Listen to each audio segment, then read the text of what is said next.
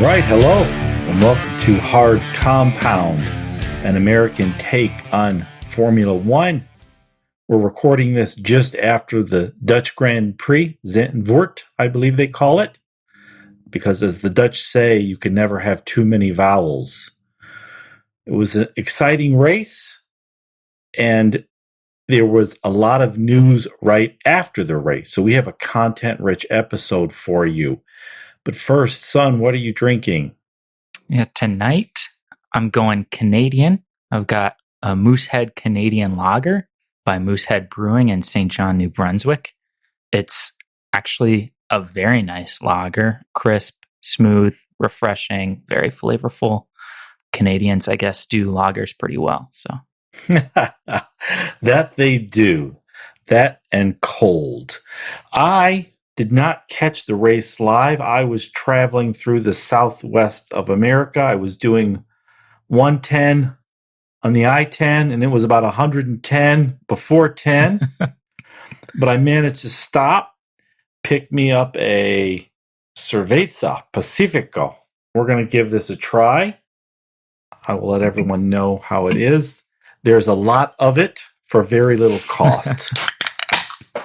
So I'm always happy with that. It's okay. It's like a lager with a bit of spice to it, I would say. So Zandvoort, it sort of turned out as we expected, but there was a lot of interesting battles in between, in the mid-pack, and even in the back. And there was a lot of news after. So we're recording this the day after the race, and there has been a lot of news. So why don't you get started? Tell us what your thoughts are on the race, and then let's pick up on some of these driver signings and other news. Sure. Well, I would say that every race can't be the best race you've ever seen. So that's kind of how I would describe the Dutch Grand Prix.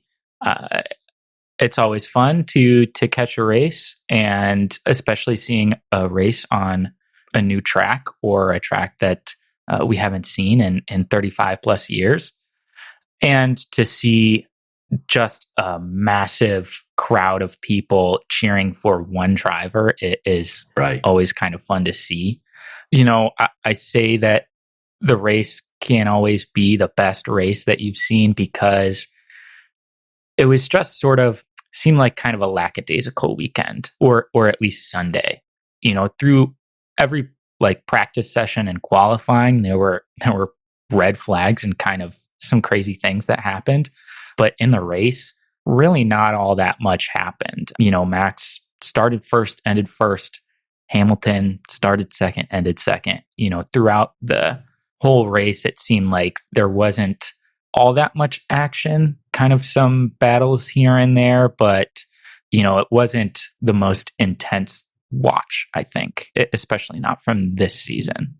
Yeah, Max is great at the start. He had a great start. He cut off Hamilton, and once that happened, that was pretty much all she wrote. Unless Red Bull completely botched tire strategies or had some mishap in pit lane, this was Max's race, and he was not going to let anybody take it from him. I think what we're seeing with Max, I think the Mercedes has the better car, and the Mercedes drivers have taken him out on at least 2 races. And he had that freak tire mishap. I think that was in Baku, and he's still out front. So if he can somehow pull this off and win the championship, that is a race championship for the ages, I think. So, I think that was the big story of this race was 1 and 2 played out as we expected, but they're the 2 best drivers with the 2 best cars. So that was sort of to be expected. There were some other interesting battles. I like this track. They've got a lot of turns. They have some banks. I think they're learning. F1 is taking a lot of lessons from Indy. I think the only thing they're not learning from Indy is that you need to have races where overtakes are possible. And there were not many overtakes on this track, and that's sort of become an unfortunate reality in F1 is that overtakes are becoming increasingly difficult. But we did have one great one there with Alonso overtaking Sainz near the end to capture sixth place. So that was another great battle. That's where we're seeing a lot of this good stuff is there in that middle and sometimes near the end of the race. Yeah, I think Alonso had a very nice race. He kind of battled throughout the race, even with his teammate. Ocon was kind of stuck behind him at points. And then pretty much as soon as Ocon complained about Alonso's pace, Alonso picked it up and cleared a gap. And then, yeah, like you said, at the end of the race, he went after Sainz and picked him off, which was really nice to see. A few other guys were able to get some overtakes in. Obviously, Perez, throughout the race, kind of overtaking the back markers, guys that he clearly had significantly more pace than because he started from pit lane and that kind of whole deal. But yeah, really not an easy track to overtake on. They had been saying that throughout the weekend up until the race, and then it did prove to be rather challenging. You need a significant sort of pace difference in order to get overtakes done. And it just didn't happen for a lot of people. I think the top 5 started and finished in the same order, I think. Right. So, just a little bit of kind of I don't want to say a letdown from the track, but we kind of expected this big spectacle and we got that from the fans and from Max winning the race, but not necessarily from the race itself. Right. We love the race, we love the tracks, but too often F1 races, we're really getting to see the pace of the car and all it can do in qualifying. That's kind of, I think, the only downside on some of these races, on some of these tracks we're seeing is that overtaking is just almost impossible. The number of Romance languages I speak is 0, but I would love to know what the Spanish media was like with Alonso overtaking Sainz there at the end. The 2 Spaniards. That would have been fun to see. I'm sure a lot of the old guard loved to see it, and some of the new blood was, not too pleased that Sainz let Alonso get past him there late in the race. Some of the other oddities of this race was also just Perez was just so weak. He just didn't do anything. He didn't get out of qualifying. He didn't do great. I know he got driver of the day because he started from pit lane and he finished, I think it was 8th. But really, the Red Bull finishing 8th to me is never worthy of driver of the day, I don't think. Certainly not when you start from the back because of your own fault. So I didn't particularly agree with fans on making Perez the driver of the day. Right. I concur with you. I think fans sort of voting for that see driver of the day as kind of exactly what it says and only take that day into consideration. But I think it really should be more like driver of the weekend. And Perez was extremely poor in qualifying. Even if he was kind of held up and wasn't able to, start his lap before the session ended, he should have been up there already. Max was way faster than him. There were plenty of guys that had done a lap earlier that were significantly faster than him. So yeah, that's kind of his own fault. He flat spotted his hard tires at the start of the race, forcing an early pit there. And yeah, like you said, Red Bull finishing in 8th is, why is that all that worthy of driver of the day? I mean, was it Hungary where Max basically had half a car and finished 9th? I mean, I don't know that like Perez coming from the back and finishing 8th in his a nice Red Bull is that much to be excited about. Yeah, Perez has been he's been, I think, the biggest disappointment for me so far this year. He has at worst the 4th best car. He's, I think, only in 5th place, so it's nothing terrible, but there's just so much more I think he could be giving to the team and doing with that car. So I've just been a little bit disappointed in him. Now, before the race, the big news was after what seems like generations, Kimi Räikkönen is calling it quits at the end of the season. I don't think anyone was surprised. I'm not a Kimi fan. I know there are a legion of diehard Kimi Räikkönen fans. I was never among them, but as an old guy, it's always bittersweet to see the old drivers leave. Kimi, especially, he's just been in F1 for so long, nearly 20 years. I remember seeing him against some of the greats when they first came on, some racers that have been retired for a decade or more. He's just always been there. So it's going to be weird next year not seeing him on the grid, even though I think his time has come. It's definitely going to be strange not having Raikkonen on the grid. He is, just a staple of Formula One and at the start of this century, basically. So, yeah, I mean, I was just looking at some of these stats. He competed against Mac's dad and Mick's dad, Schumacher. He's teamed with Vettel, teamed with Alonso. He's raced for Alfa, Ferrari, Renault, McLaren, and Lotus. I mean, that's just amazing when you hear those names. 100 podiums. He has the most laps of any driver in F1. He has one championship, so certainly nothing left to prove. I think these last few years, it's not that he's phoned it in, but I don't think we've seen him at his best, unlike, say, Alonso, who came back in and after the first few races seemed to return completely to his old form. But it will be a little bittersweet to see Kimi leave. Now, in related Kimi news, he came down with COVID. So we got to see another sort of turn of the century driver hop into an F1 car, and that was Robert Kubica, who did about as well as to be expected. But it's always just amazing. I'm always just amazed when I see Kubica back in F1 car. I always think, like, isn't he 50? Just because it seems like he's been around forever.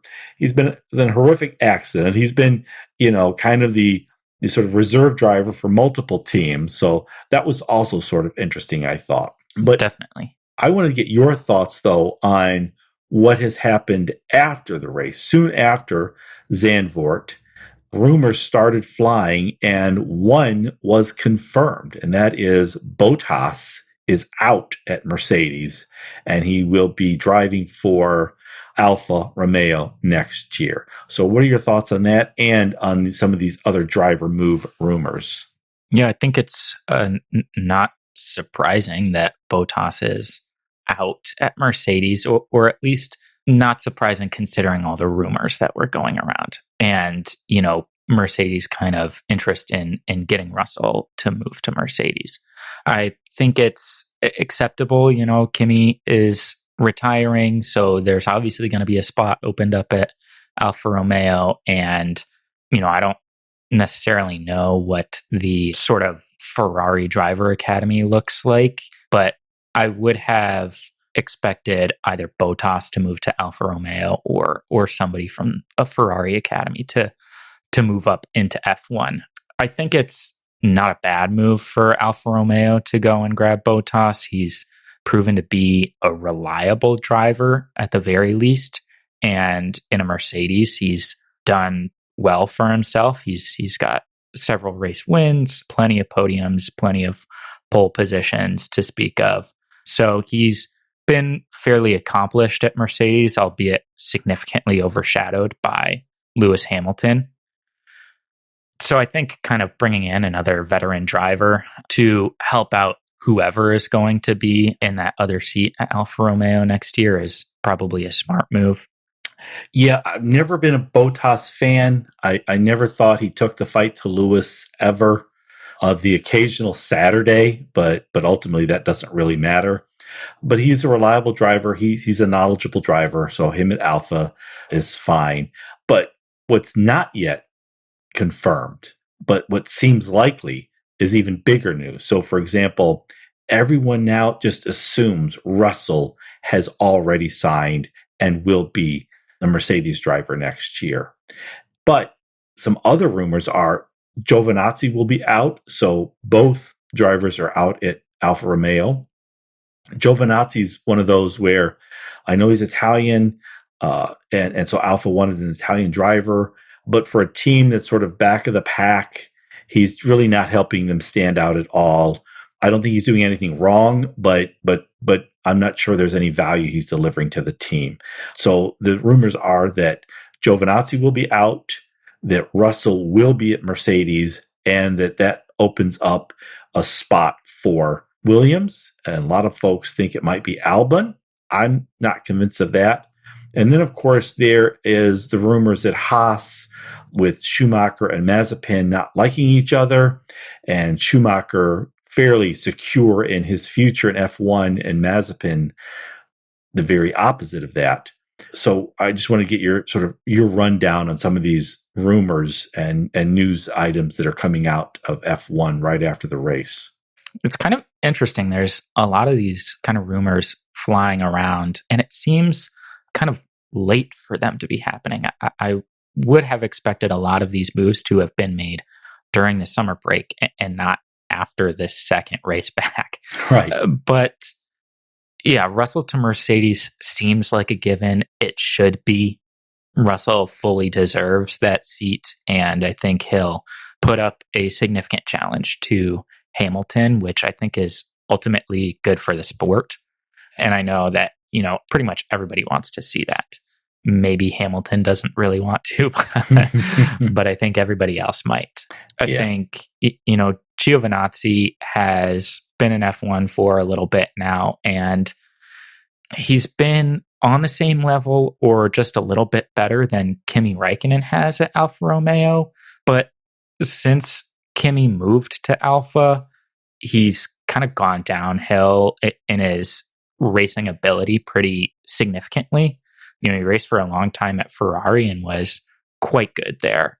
And since his move, he's kind of fallen off a little bit. So I don't think Giovinazzi's future is secure at all. And I would not be surprised if he is let go and they bring in another driver, somebody like Nick de Vries from Formula E. That's kind of one of the rumors that's going around. So that could be a very interesting pairing at Alfa Romeo. And then, like you were saying, Albon potentially back in at Williams. I think you and I are both kind of on a similar page when it comes to Albon, because I think we both believe he deserves another shot. But it seems like Mercedes is probably going to try to block any kind of move to Williams because he has a contract with Red Bull and they don't really get along so well. So that might be pretty disappointing, because I really do think he belongs in F1, and I don't think he got a fair shot his first time up. And, I'm worried that he won't get another opportunity, because I think if he doesn't race in F1 next year, he won't ever get another opportunity to.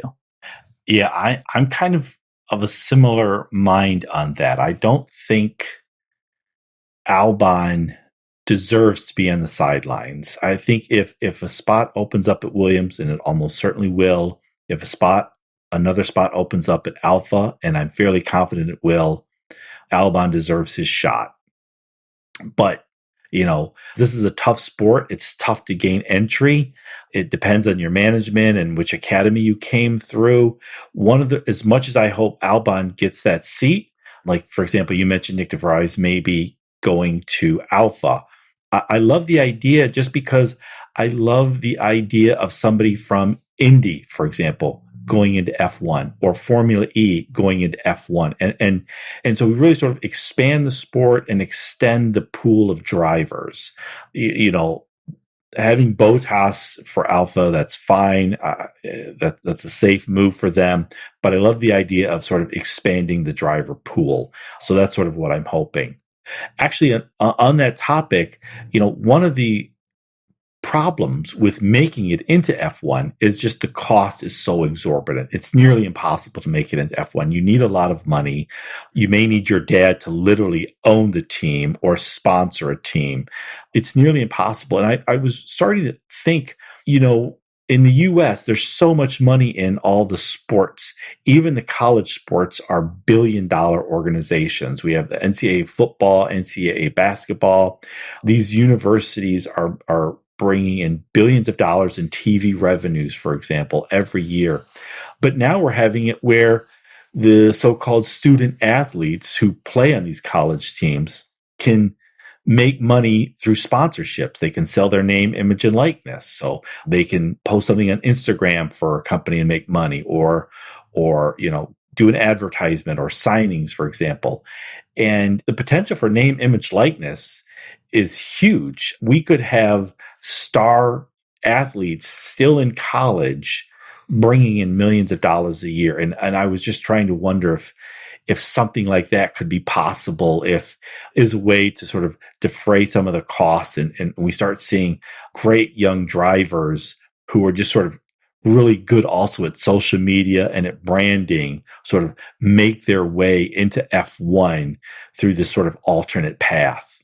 Yeah, I don't know if there are a whole lot of rules forbidding that currently. It seems like something that would naturally work well for you if you can be kind of a strong social media presence and sort of combining that with on track talent. Right. It's not, I don't think, forbidden in, let's say, in F1 or in racing. It has been up until this year in the US for university athletes. But now the gates are open and we're already seeing student athletes generating millions of dollars in revenue. And I'm thinking that maybe we start seeing some real innovative ideas of branding and sponsorships from these student athletes who really cleverly sort of combine their talent on the field and social media and branding to create something completely new. And I bet you we can sort of see that then the results of that sort of making its way out into other sports like racing, for example. Yeah, I get that. I just think that most sort of drivers, it seems like, start pretty young. They go through karting and then into sort of junior racing and all that kind of stuff. And I don't know that they are going to college or have any kind of, if there's any reason they can't sort of do that already, I don't know where sort of like how they are ending up in the sport and sort of getting the sponsorship money or having a parent get them noticed by an academy or noticed by any of these teams. I don't think that there's really an issue that like the NIL effort really solves for them. Mm. Yeah, yeah. Yeah, you're probably right. I was just trying to think of ways of sort of expanding the pool beyond just the driver academies. That's why, like I said, I really hope somebody from Formula E gets back in, maybe even Stoffel Van Dorn, or maybe bring in Nick de Vries, somebody from Indy. I think that would be really good for the sport, actually. So next week is the Italian Grand Prix. I believe it's in Monza, and it's the third week in a row of racing. And so that typically means there's going to be some mistakes in pit lane and pit crew and strategy, maybe driver error. Last year was just coincidentally Monza, the Italian Grand Prix 2020 was one of the crazier ones. There were, I think, multiple crashes. Lewis pitted when he wasn't supposed to. He had to serve a long penalty. Somehow Pierre Gasly won that race, his first and only win. I'm not sure we're going to see that kind of spectacle next week, but I did want to get your thoughts on next week's Italian Grand Prix. I think Monza is always fun. I think it's one of the drivers' favorite tracks, and I think it's one of the fans' sort of favorite tracks as well. And then obviously it's Ferrari's home Grand Prix. So there's a big Ferrari contingent. They are pretty hardcore. It's kind of a fun spectacle usually. And next week, we get the second installment of the sprint qualifying session. Oh, right. So that should be a lot of fun. We'll see, points awarded on Saturday and then see kind of how that translates into the grid for Sunday. It should be pretty interesting. The last time that happened was the British Grand Prix. That ended up being pretty exciting 2 days of racing. So, I'm hoping for the same from Monza. I think we can get a lot of action there. I don't know if we're going to get quite the same action that we saw last year, but you never know. Pierre Gasly's been pretty hot. He had a good race this week, so we'll see what he can do next week. He did. He has just been chugging along. He is Mr. Reliable. I think he's getting as much out of his car as any driver on the grid. Maybe Lando, maybe Alonso. They're up there, doing the most with the car they have. Well, why don't we just jump then to our next feature, our Across the Line, where we choose who we think is going to finish in the top 5. So why don't you give our listeners an explanatory overview, and we'll just do a quick recap of where we are, and we'll make our picks. Sure. So Across the Line is this sort of draft that we do for each race, just to make the race results a little bit more exciting for us, I guess. So we each draft 5 drivers, and once a driver is drafted, you can't take them again. So 10 different drivers will be selected, and we are going to select them in the order that we believe they will finish in, 1st through 5th. So 1 point is going to be awarded if the driver finishes in the top 5 of the race. 3 points will be awarded if the driver finishes in the exact position that you drafted him in. So this will be, I think, the 3rd time that we're doing this. So I think you went first last week, so I get to go first this week. So why don't you track our selections? So I choose first, and last year, Max did not finish this race, but I am choosing on podium Max Verstappen. That's never a bad choice. I will say you definitely drafted first last week, but that's okay. You're going to let your father go first. All right. Well, you took Max first. That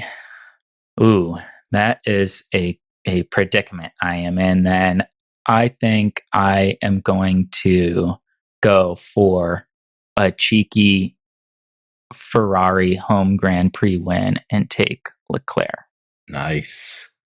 And your second? My second is going to be Lewis. Oh, nice. I'm not surprised. So I will then choose, because it's Italy and he's just been chomping at the bit to get on that podium, I'm going to go with Carlos Sainz. And third, I am going to choose Seb Vettel. Ooh, very interesting. Yeah, Aston did not have a good weekend this last weekend, so we'll see if they can come back and get on the podium. That would be pretty cool. So my third pick then is going to be, he did it last year. We will say Gasly on the podium, 3rd place. Nice. And in 4th, I'm going to say he hasn't had a good season so far, but Sergio Perez is going to come back and he's going to have a pretty solid weekend. That was going to be my pick had you not taken him, because I also think he's due for a good weekend and a good race. So then I think I will finish up with Ricardo, and if I have a 5th, I'm going with the old man Alonso. Ooh, Alonso. Very nice. I have a tough choice. I'm deciding between Bottas and Norris. Norris has not had a very good last couple of races, unfortunately. He's been kind of struggling. He crashed out in qualifying in Belgium. But, I think I'm going to give it to him. I'm going to say Norris is going to round out my top 5. Excellent. So why don't you tell the listeners a quick rundown of each of our choices? Right. So your top 5 in order. 1st place, Max Verstappen. 2nd, Carlos Sainz. 3rd, Seb Vettel. fourth, Daniel Ricciardo, and fifth, Fernando Alonso. You have a pretty old top five. Say, that is I've got I'm going old school in Monza. Very nice. All right. My top five then, starting in first place, cheeky Ferrari win, Charles Leclerc. Then second place, Lewis Hamilton. Third, Pierre Gasly. Fourth, Sergio Perez. And fifth, Lando Norris. Excellent. Yours is much younger. Can you imagine Leclerc winning there in Ferrari? That would be quite the scene. Yeah. Quite the scene. I mean, I think a lot of folks, really were impressed and heartened to see all the orange and all the fans at Zandvoort cheering on Max. Just imagine if Leclerc wins in Ferrari in Monza. That would be awesome. Definitely. So for next week or for the rest of the season, any crazy prediction you want to make? That is a good question. I am thinking that we are going to have another race canceled this season. I think, it's been pretty hectic the last 2 years.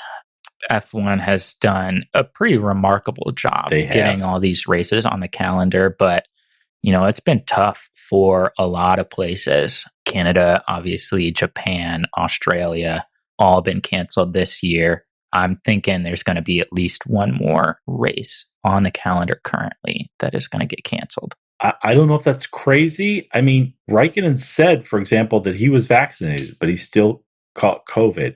So I think you're right. You look at this calendar, there's still many races to go. There could be at least one more cancellation. Hopefully not, but it's possible.